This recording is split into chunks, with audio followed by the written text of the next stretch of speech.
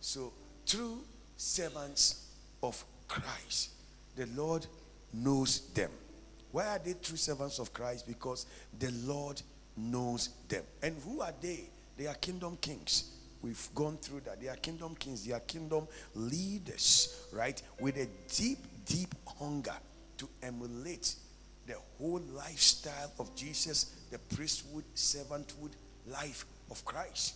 They are kingdom kings, kingdom leaders with a deep, saturated hunger, a deep, saturated desire to emulate the priesthood, servanthood lifestyle of Jesus Christ. They want to be like Jesus. If you are writing, write it. It's simple as that. I want to be like Christ. They want to be like Jesus. They want to be like Jesus. That is period. They want to be like Jesus. They want to be like Jesus. They emulate the spirit, the priesthood servant spirit of Christ. Mark chapter 10, the verse number 45. Mark 10, the verse number 45. After this service, I decree over your life, you will never worry about anything again. Now, you will become very effective, because many Christians are ineffective because they are choked, they are blocked. Things are working against your life. Mark chapter 10, 45. I hope that the system is working well for me. Mark 10, the verse number 45. They are effective. And they are working for God. And that's what God is going to do for you. I prophesy that will be your story in Jesus' mighty name. For even the Son of Man did not come to be served, but to serve and to give his life as a ransom for many. This is what we are here to emulate. That is what we are here to copy. That's what we are here to look like. For even the Son of Man did not come to be served, to be served. These true servants of Christ, they are true because they are living the prototype life of Jesus Christ. Their focus is to be like Christ. Not to be like any other thing, but like Christ. You see, in our human nature, Satan so much is big in the way we walk and do things. But when Jesus takes over our lives, his presence takes over our lives. And until you are a servant, a true, proper servant of Christ, forget it. Please let me say it again. Many Christians are far from this knowledge and this revelation of servanthood. It's not part of their mentality, their ideology. It's not part of the way they are cut, the way they are programmed and packaged. The Son of Man, he came not to be served. He came not to be served, but to serve and to lay his life down a ransom. That is what it is. He came not to be served, but to serve and to lay his life down as a ransom, as a sacrifice. Give me King James Version and let me establish that. King James Version. I prophesy upon somebody's life here, you'll be an effective servant of Christ. Come on, I said you'll be an effective servant of Christ. I decree that when you marry, the intention will not to be served, but you will serve. I decree that as a child of God, your intention is not to just receive, to be served, but for you to serve. And that you be willing to lay down your life. To lay down your life.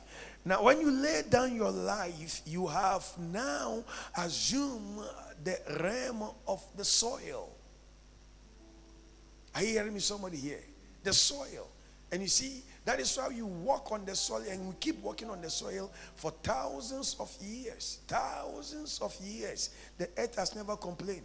The earth has never fought us. For thousands of years, there's no complaint. We've received so much services. We've tilled the land. We have planted. We have farmed. We've built houses. We've done a lot of things. No complaint. Nothing. So the Son of Man came to put his life down. To put his life down. Do you know that nobody here wants to put their life down? Yes. Look at somebody and ask them, do you want to put your life down? I don't want people to disrespect me. Nobody wants to put their life down. The reason that many Christians in this present time don't have power is because they don't want to put their life down. They want everybody to do things for them. They want everybody to pray for them. They want everybody to recognize them. They want everything. But they don't have any trace of Christ-centeredness in them. So many Christians, you won't see anything about Jesus in them. They are Jesus dry. They are Jesus dry. They are Jesus dry. They are child of God, but Jesus dry. Dry. You are born again, serving God. Really? Like, what kind of servant are you? How much of a servant are you? So Jesus came right from Nazareth, but he's taking over the center stage of generations, the center stage of everything, because he came not to be served, but he came to serve. But yet when you look at his caliber, when you look at his background, who he is, such a powerful man with such unusual, uncommon, unexplainable miracles, with such impact, with such capacity, the kind of person he is, such a spiritual man, nothing is outside his reach. He can speak to the fish in the ocean to bring money. He can command the ocean to shut up. He can command hurricanes to shut down. He can walk on the sea. Anywhere he enters, demons begin to scream. He's a man of authority. He's a man of power.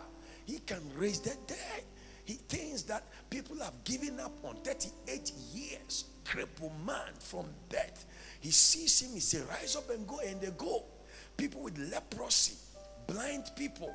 Like, this man walk in a very mighty class of power beyond any technology the world has ever known. He is a man everybody will have as his friend. Prostitutes meet him and instantly they transform and become different.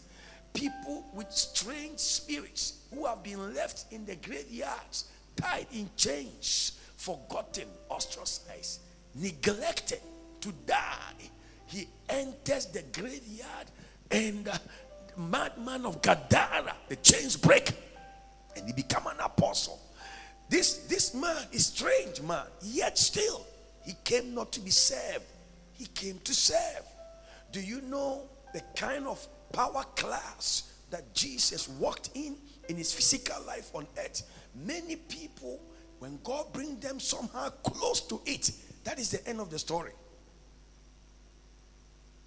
The reason why many people will not succeed in the things that are so dear to their heart is because they've neglected the simple mathematical equation that can lead to the destiny ordained for their lives. No servants, no blessings. No servants, no miracles. What heaven is looking for now. Look at someone in the eyes and tell them servants.